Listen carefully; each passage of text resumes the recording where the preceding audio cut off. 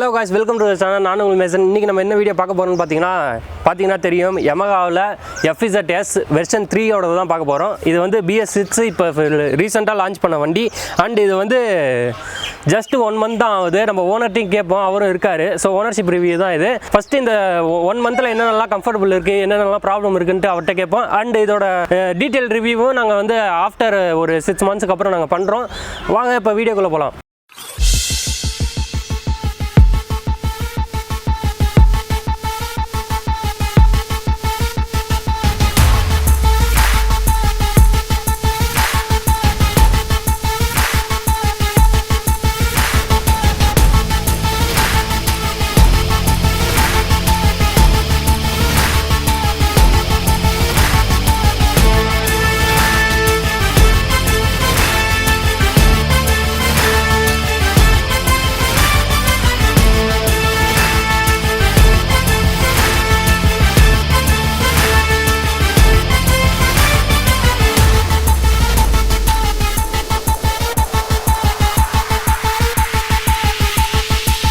First இந்த வண்டியோட இன்ஜினை பற்றி பார்க்கலாம். இந்த வண்டியோட இன்ஜின் பார்த்தீங்கன்னா 149cc single cylinder 4-stroke 2 valve and இது வந்து ஏர் கூல்டு இன்ஜினோட வருது அண்ட் SOHC அந்த இன்ஜின் தான் கொடுத்துட்ருக்காங்க. அடுத்து இந்த வண்டியோட மேக்ஸிமம் பவர்னு பார்த்தீங்கன்னா 12.4 PS அட் 7250 RPMலையும் இதோட மேக்ஸிமம் டார்க் பார்த்தீங்கன்னா 13.3 Nm அட் 5500 RPMலையும் ப்ரொடியூஸ் பண்ணுது. அடுத்து இந்த வண்டியோட நம்பர் ஆஃப் கியர்ஸ்னு பார்த்தீங்கன்னா 5 ஸ்பீட் கியர் பாக்ஸில் தான் ஒர்க் ஆகிட்டு இருக்கு. அண்ட் இது வந்து மெயினாக பார்த்தீங்கன்னா உங்களுக்கு வந்து ஃபியூல் இன்ஜெக்ஷன் தராங்க. ஸோ அதனால வந்து கொஞ்சம் மைலேஜும் தரும். இதோட டேங்க் கெப்பாசிட்டின்னு பார்த்தீங்கன்னா 13 லிட்டர் தராங்க. ஸோ இப்போ இந்த இது பார்த்தீங்கன்னா ஒரு ட்ராவலுக்கு எடுத்துகிட்டு போகிறோம் அப்படின்னா தாராளமாக எடுத்துகிட்டு போகலாம். ஒன்ஸ் நீங்கள் ஃபில் பண்ணிங்கன்னா அட்லீஸ்ட் ஒரு 400 இதாவது அசால்ட்டாக நீங்கள் அடிக்கலாம், ஸ்டிச் அடிச்சுட்டு போயிட்டு இருக்கலாம். அதுக்கு மேலே தான் ஃபியூல் பிரேக் அந்த மாதிரிலாம் எடுக்கிற மாதிரி இருக்கும். ஸோ 13 லிட்டர் கொடுத்தது ரொம்பவே நல்லது. என்எஸ்லேயே பார்த்தீங்கன்னா கூட 12 லிட்டர் அந்த மாதிரி தான் கொடுத்துட்ருக்காங்க. அண்ட் இது ஒரு நல்ல விஷயம். அண்ட் இதோட மைலேஜ்னு பார்த்தீங்கன்னா உங்களுக்கு வந்து 45 தருது. ஸோ ஒரு நல்ல மைலேஜ் தான் தருது இந்த வண்டி.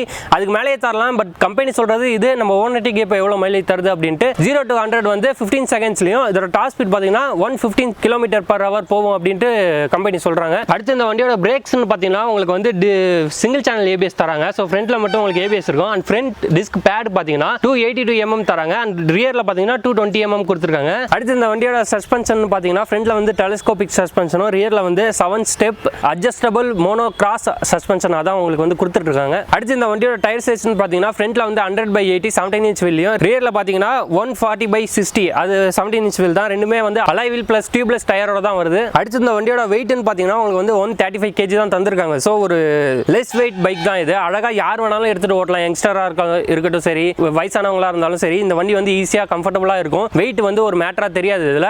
அண்ட் இதோட கிரவுண்ட் கிளியரன்ஸ் பார்த்தீங்கன்னா 165 கொடுத்துருக்காங்க. ஸோ ஒரு நல்ல கிரவுண்ட் கிளியரன்ஸ் தான். மேபி ட்ரிபிள்ஸ் அப்படி போகிறப்ப உங்களுக்கு வந்து கண்டிப்பாக இடிக்கும், எந்த பைக்காக இருந்தாலும் இடிக்கும். பட் டபுள்ஸ் அந்த மாதிரி போகிறப்ப வேகமாக எடுத்தனாலே அவ்வளோவா உங்களுக்கு வந்து இடிக்காது. ஸோ ஒரு நல்ல கிரவுண்ட் கிளியரன்ஸ் கொடுத்துருக்காங்க. அடுத்து இந்த வண்டியோட ரைடிங் கம்ஃபர்டபுள் ஹேண்ட்லிங்னு பார்த்தீங்கன்னா ரொம்பவே சூப்பராக இருக்குது. ஒரு டூருக்கு நீங்கள் எடுத்துகிட்டு போகிறீங்க அப்படின்னா நீங்கள் கண்டிப்பாக இந்த வண்டி வாங்கலாம். லோ பட்ஜெட்டில் இந்த மாதிரி ஒரு பைக் வந்து ரொம்பவே சூப்பராக இருக்கும் டூரிங்க்கு.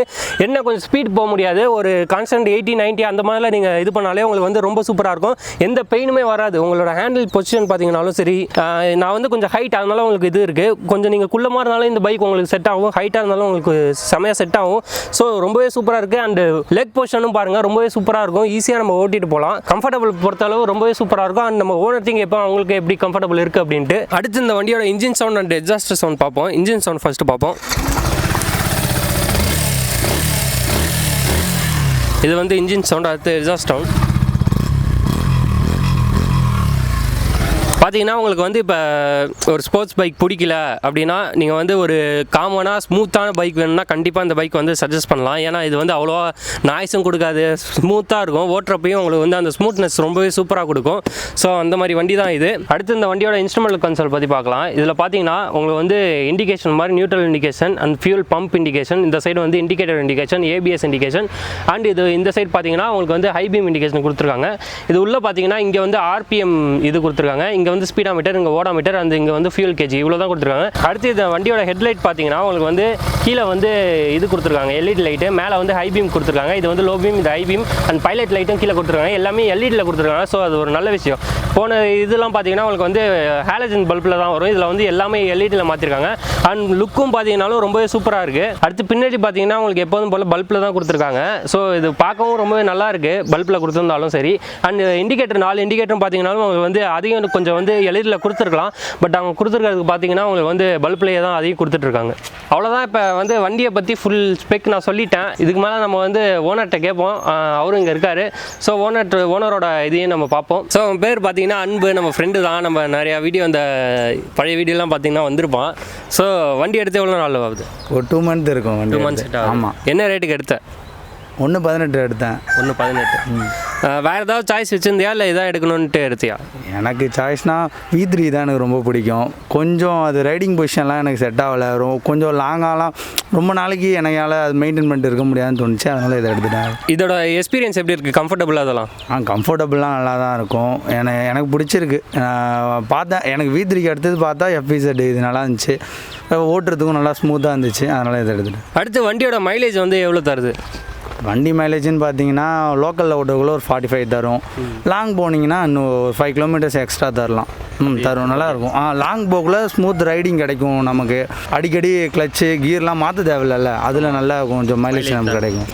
அப்புறம் வந்து வைப்ரேஷன், FZனாலே வைப்ரேஷன் இருக்குது. அது கேட்கவே கூடாது. இருந்தாலும் வைப்ரேஷன் இருக்கா? வைப்ரேஷனாக நான் இப்போ தான் ரீசெண்டாக எடுத்ததுனால எனக்கு ஒன்றும் அவ்வளோவா தெரில. இப்போ வரையும் நல்லா தான் இருக்குது. போக தான் பார்க்கணும். 2 மந்த்து தானே ரீசெண்டாக இருக்குது. இன்னும் நம்பர் கூட மாற்றலை. இன்னும் இப்போ தான் போனதுக்கப்புறம் தான் நம்பரு. அதனால் நல்லா தான் இருக்குது. வைப்ரேஷன்லாம் அந்த அளவு இல்லை. அடுத்து வந்து பைக் ஹேண்டலிங் எப்படி இருக்குது? ஹேண்ட்லிங் நல்லா தான் இருக்குது ப்ரோ. நல்லா தான் இருக்குது. எந்த பெயினும் வரல. எனக்கு அந்த ஒரு பெயின்லாம் இல்லை. ரொம்பலாம் நல்லா இருக்கும். கரெக்டான பொசிஷனில் உட்காந்து ரைட் பண்ணலாம். அது நல்லா தான் இருக்கும். அடுத்து லாங் டிரைவ் வந்து இப்போ தான் எடுத்தேன்னு சொன்னீங்க. எங்கேயாவது லாங் டிரைவ் போயிருக்கீங்களா? போயிருக்கேன். ரொம்பலாம் இல்லை. ஒரு அப் அண்ட் டவுன் டோட்டலாகவே ஒரு 80 கிலோமீட்டர்ஸ் போயிருக்கேன்.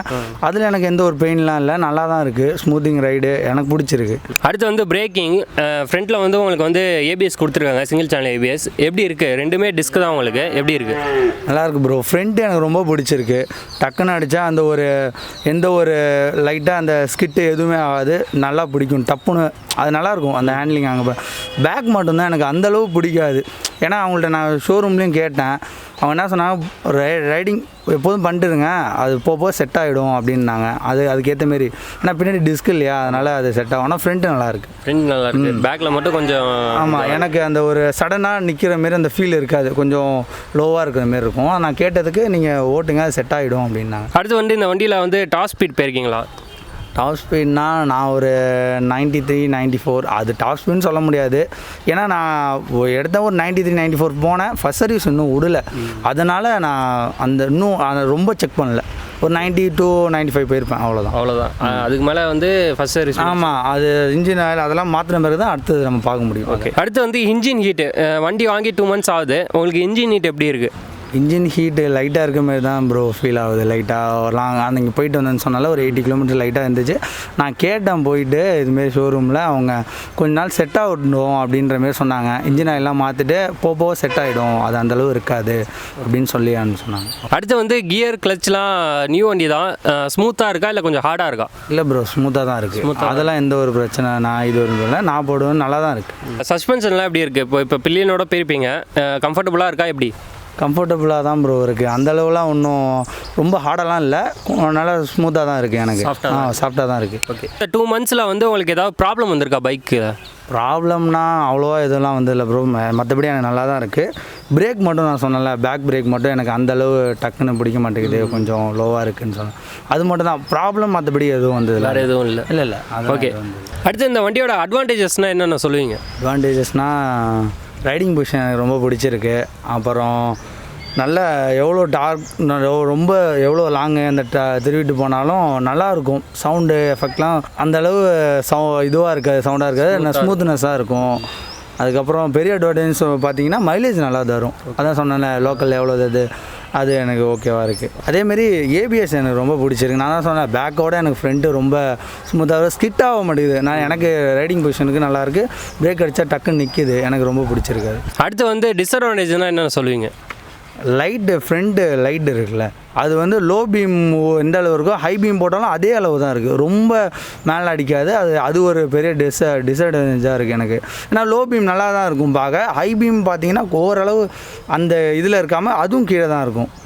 அது எனக்கு ஒரு டிஸ்அட்வான்டேஜாக இருக்கும் நைட்டில் போயிட்டு வரதுக்கு. வேறு ஒன்றும் இல்லை, அதான் இந்த பிரேக் சவுண்ட் பேக் அது ஒரு பிரச்சனை அவர் சொல்லியிருக்காங்க, பார்ப்போம் அது என்ன.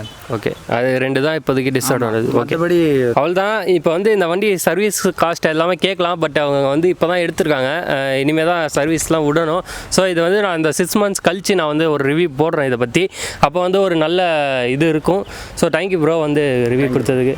அவ்வளோதான், இந்த வண்டியை பற்றி ஃபுல்லாக நான் சொல்லிட்டேன்னு நினைக்கிறேன். ஏதாவது சொல்லணும்னு நீங்கள் வந்து கமெண்ட் செக்ஷனில் கமெண்ட் பண்ணலாம். அண்ட் இந்த மாதிரி நிறையா பைக் நாங்கள் வந்து இனிமேல் ரெகுலராக பண்ண ஆரம்பிக்கிறோம். அவ்வளோதான், இதோட இந்த வீடியோ எண்ட் பண்ணிக்கிறேன். லைக் பண்ணுங்கள், ஷேர் பண்ணுங்கள், சேனலை சப்ஸ்கிரைப் பண்ணுங்கள். அண்ட் எங்கள்கிட்ட இன்ஸ்டாகிராம் ஐடியும் இருக்குது, அதில் வந்து நீங்கள் டேரக்ட் மெசேஜ் பண்ணலாம். நாங்கள் எனி டைம் வந்து அதில் வந்து உங்களுக்கு ரீப்ளை பண்ணிருக்கோம். நிறைய பேர் வந்து கொஸ்டின்ஸும் கேட்டிருக்காங்க.